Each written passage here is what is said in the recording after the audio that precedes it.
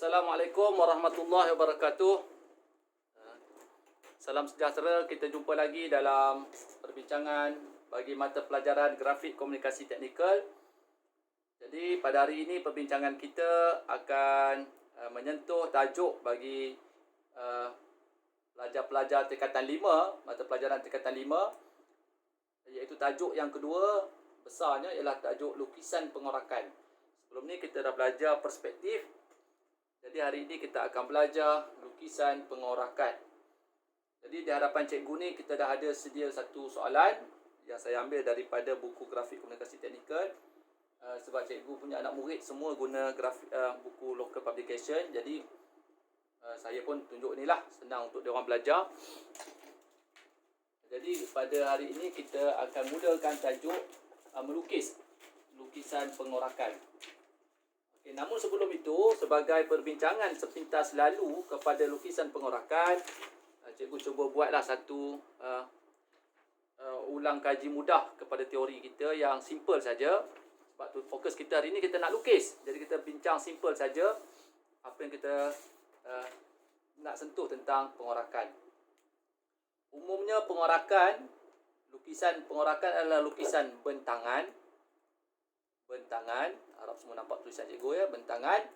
Kemudian kita terbahagi kepada dua. Yang pertama ialah pengorakan selari.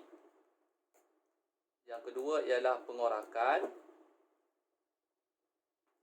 yang kedua ialah pengorakan jejari. Kaedah jejarian ke atau kaedah jejari? Pengorakan sekejap.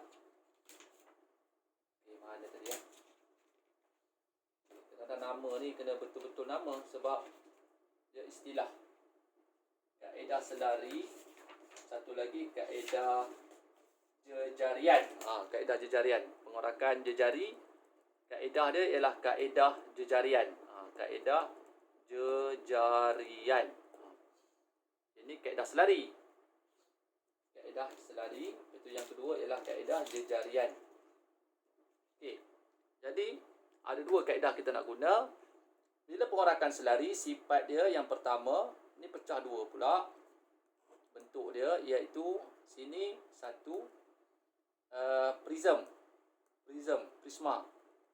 Bentuk prisma, itu prisma lah. Okey, ni bentuk prisma kita. Dan simple saja. Satu lagi bentuk silinder. Okey, dua silinder. Okey, silinder. Okey, ni silinder. Bagi pengorakan jejari pun ada dua. Satu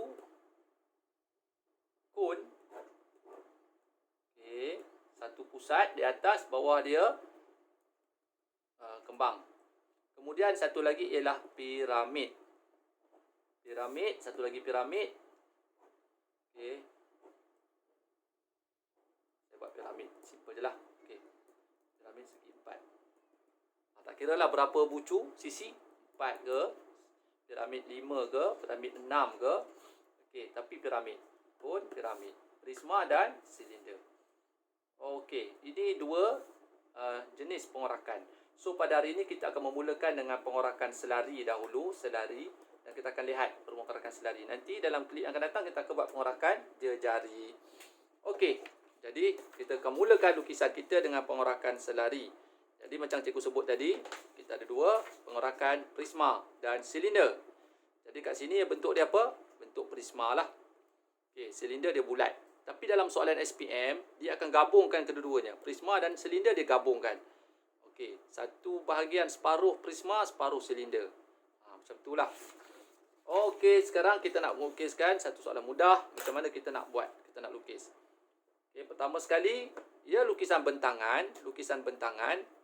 Jadi kita akan bentangkan dia. Bermakna KK prime. KK prime ni, ini ialah kelim.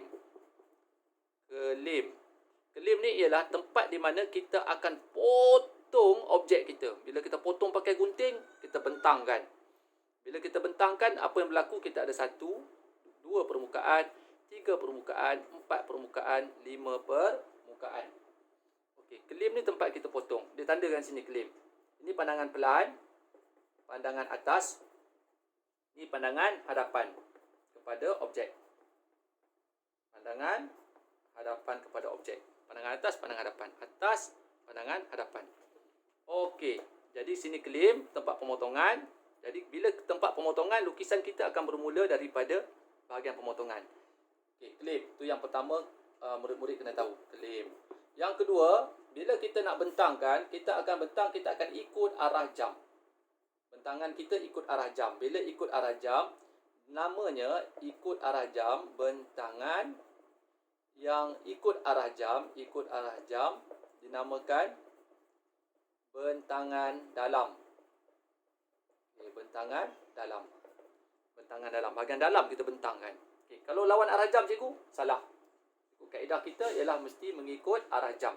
Bentangan dalam. Kita tak buat bentangan luar. Okey, kita mulakan lukisan kita. Kita nak lukis. Kita dah tahu KK adalah claim, tempat kita potong. Kemudian bentangan ikut arah jam. Okey, kita mulakan. Bila kita mulakan, yang pertama sekali kita kena buat ialah kita kena selarikan daripada sisi pandangan hadapan kita. Selarikan. Garisan yang kita bina, garisan selari ini, dengan ini dinamakan garisan bentangan. Ini namanya garisan bentangan. Garisan bentangan. Okey. Jadi kalau kita nak mulakan, kita gunakan sesiku set, sesiku T kita. Papan kita, bila kertas kita set berdasarkan tapak dia. Ni tapak dia. Kita kena set tapak dia ni. Baru awak lekat kertas. Kemudian kita buat garisan selari. Sebab itu nama dia pengorakan selari. Kemudian kita mulakan, kita nak bentangkan dia, mulakan dengan sisi pertama kita. Ini KK prime kita. Permulaan kita K prime, claim kita.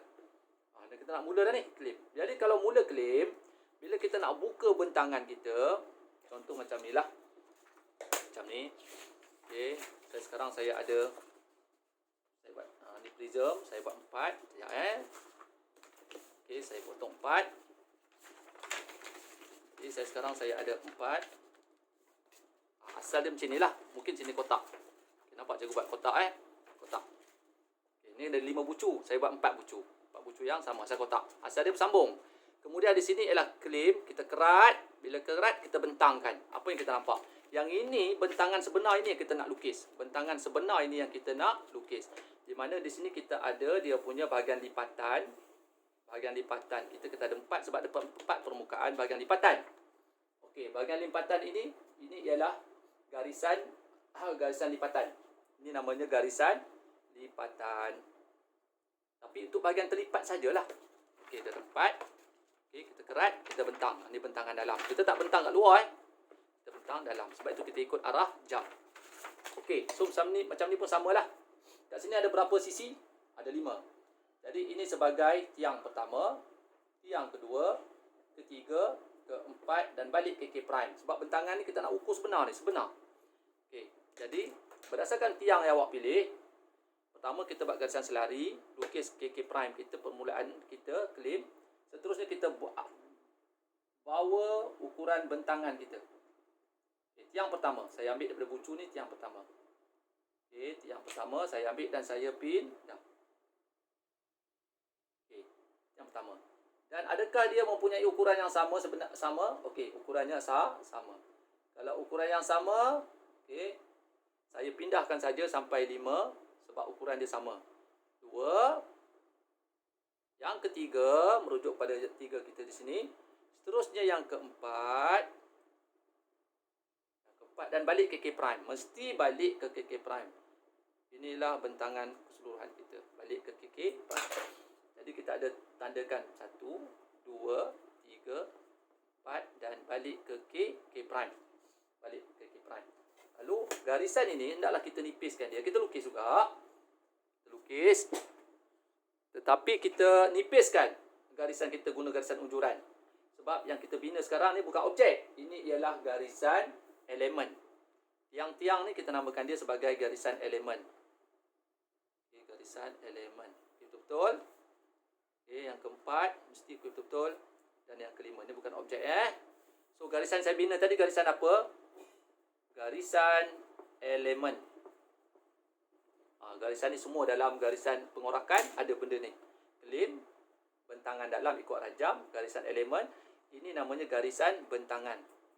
Ini garisan yang kita buat selari tadi adalah garisan bentangan. Okey. Jadi dalam soalan yang ini mudah. Kita ada 5 sisi. Kita boleh objekkan. Dan tentulah objek dia kita dah ada 5 permukaan. Tidak ada pemotongan apa-apa, direct saja. Jadi kita pun hitam. Baru kita hitamkan. Hitamkan ini barulah kita bentuk garisan lipatan. Kita garisan unjuran tadi tu garisan elemen. Tapi bila kita tahu dia ialah objek, kita sebagai tempat kawasan lipatan dia garis. Okey. Lalu kita hitamkan dia, objekkan dia. Dia tukar jadi garisan lipatan. Objekkan, kemudian awak hitamkan kan. Awak hitamkan tapak. Okey, simple saja. Okey. Okey, dah dapat. Jadi saya hitamkan sikit sebab saya tak nak dalam video kita tak nampak garisan ni. Okey, tapi sebenarnya jangan hitam sangat ni ya. Okey. Jadi ini adalah garisan lipatan. Bila objek aja dia jadi garisan lipatan. Yang mana garisan lipatan ni berada di atas garisan elemen. Berada di atas garisan elemen. Okey, siap lukisan kita. Kita ada 5 permukaan. 1, 2, 3, 4, 5. Tu kaedah kita. Jadi kita jumpa lagi pada soalan yang akan datang. Assalamualaikum warahmatullahi wabarakatuh.